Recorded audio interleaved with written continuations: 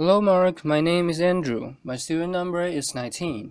I'm a freshman, and today I'm going to read the speech of Cesar Harada, How I Teach Kids to Love Science. When I was a kid, my parents would tell me, you can make a mess, but you have to clean up after yourself. So freedom came with responsibility. But my imagination would take me to all these wonderful places where everything was possible. So I grew up in a bubble of innocence, or a bubble of ignorance, I should say, because adults would lie to us to protect us from the ugly truth. And growing up, I found out that adults make a mess, but and they're not very good at cleaning up after themselves.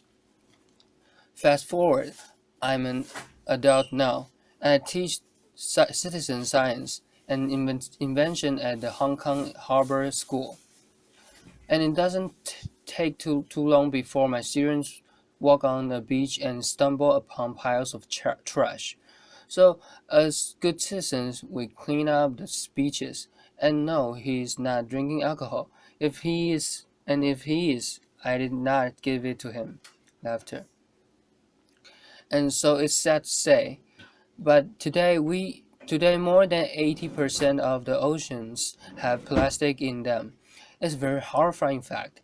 And in past decades, we've been taking those big ships out and those big nets, and we collect those plastic bits that we look at under a microscope, and we sort them, and then we put this data onto a map. But that takes forever. It's very expensive, and so it's quite risky to take those big boats out. So with my students, ages 6 to 15, we've been dreaming of inventing a better way. So we've transformed our tiny Hong Kong classroom into a workshop. And so we started building this small workbench with different heights so even really short kids can participate. And let me tell you, kids with power tools are awesome and safe. Laughter. Not really. And so back to plastic. We collect this plastic and we grind it to the size we find it in the ocean, which is very small because it breaks down. And so it's how we work. And so this is how we work. I let the imaginations of my students run wild, and my job is to try to collect the best of each kid's idea and try to combine it into something that hopefully would work. And so we have agreed that instead of collecting plastic bits, we are going to collect only the data. So we're going to get an image of the plastic with a robot. So robots, kids get very excited. And the next thing we do what we call rapid prototyping. We're so rapid at prototyping that the lunch is still in the lunchbox when we're hacking it. Laughter. And we hack table lamps and webcams into plumbing fixtures, and we assemble that into a floating robot that will be slowly moving through water and through the plastic that we have there. And this is the image that we get in the robot. So we see the plastic pieces floating slowly through the sensor, and the computer on board will process this image and measure the size of each particle. So we have rough estimate of how much plastics there is in the water. So we documented this invention step by step on a website for inventors called Instructables, in the hope that somebody would make it even better. What was really cool about this project was that the students saw a local problem and boom, they're trying to immediately address it. I can investigate my local problem. But my students in Hong Kong are hyper-connected kids, and they watch the news, they watch the internet, and they came across this image.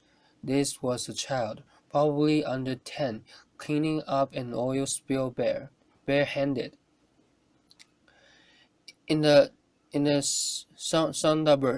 Sundarbans, which is the world's largest mangrove forest in Bangladesh. So they were very shocked because this is the water they drink, this is the water they bathe in, and this is the water they fish in. This is a place where they live. And so you can see the water is brown, the mud is brown, and the oil is brown. So when everything is mixed up, it's really hard to see what's in the water.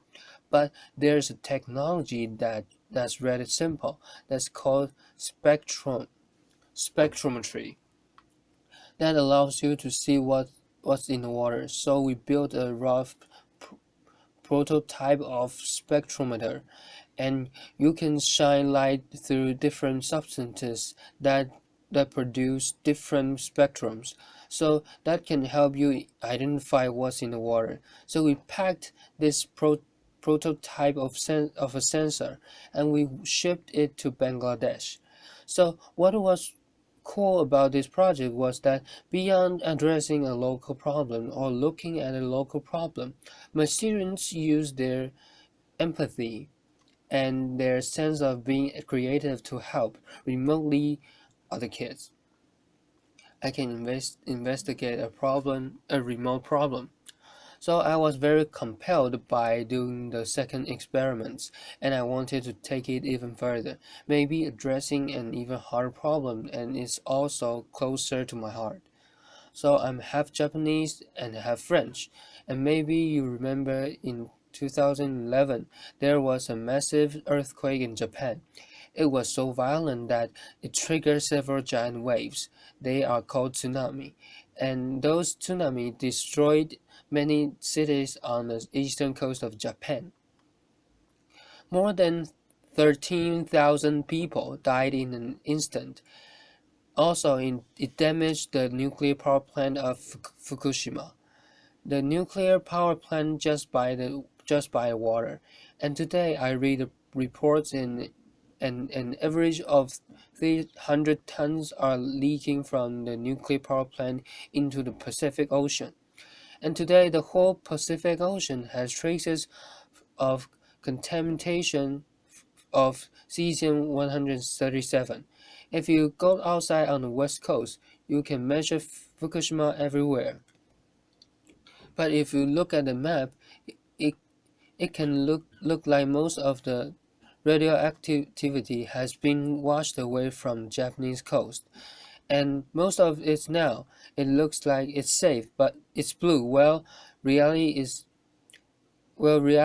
a bit more complicated than this. So I've been going to Fukushima every year since the accident, and I measure independently and with other scientists, on land, in the river, and this time we wanted to take the kids. So of course we didn't take the kids. The parents wouldn't allow that to happen. Laughter. But every night we would report to mission control, different masks they're wearing. It could look like they didn't take the work seriously, but they really did because they're going to have to live with radioactivity their whole life. And so what we did with them is that we discussed the data we collected that day and talk about where should be going next, strategy, itinerary, etc. And to do this, we built a very rough topographical map of the range around the nuclear power plant. And so we built the elevation map. We sprinkle pigments to represent real-time data of radioactivity, and we sprayed water to stimulate the rainfall. And with this, we could see that the radioactive dust was washing from the top of the mountain into the river system and leaking into the ocean, so it was a rough estimate. But with this in mind, we organized this expedition, which was the closest civilians have been to the nuclear power plant. We are sailing 1.5 kilometers away from the nuclear power plant, and with the help of the local fishermen, we are collecting sediment from the seabed with the accustomed sediment sampler we've invented and built. We pack the sediment into small bags. We then dispatch them into hundreds of small bags that we send to different universities, and we produce the map of the seabed radioactivity, especially in estuaries where the fish will reproduce. And I will hope that we will have improved the safety of local fishermen and of your favorite sushi. Laughter. You can see a progression here. We've gone from a local problem to a remote problem to a global problem, and it's been super exciting to work at these different scales with also very simple open source technologies. But at the same time, it's been increasingly frustrating because we have only started to measure the damage that we have done. We haven't even started to try to solve the problems, and so I wonder if we should just take the leap and try to invent better ways to do all these things. And so the classroom started to feel a little bit small. So we found an industrial site in Hong Kong, and we turned it into the largest mega space focused on the social and environmental impact. It's in central Hong Kong, and it's a space we can work with wood, metal, chemistry, a bit of biology, a bit of optics. Basically, you can build pretty much everything here, and it's a place where adults and kids can play together. It's a place where kids' dreams can come true with the help of adults, and where adults can be kids again. Students, acceleration, acceleration. Cesar Harada, we're asking questions such as, can we invent the future of mobility with renewable energy? For example, or can we help the mobility of the aging population by transforming very standard wheelchairs into cool electric vehicles? So plastic, oil, and radioactivity are horrible, horrible legacies, but the very worst legacy that we can leave our children is lies. We can we can no longer afford to shield the kids from the ugly truths because we need their imagination to invent the solutions.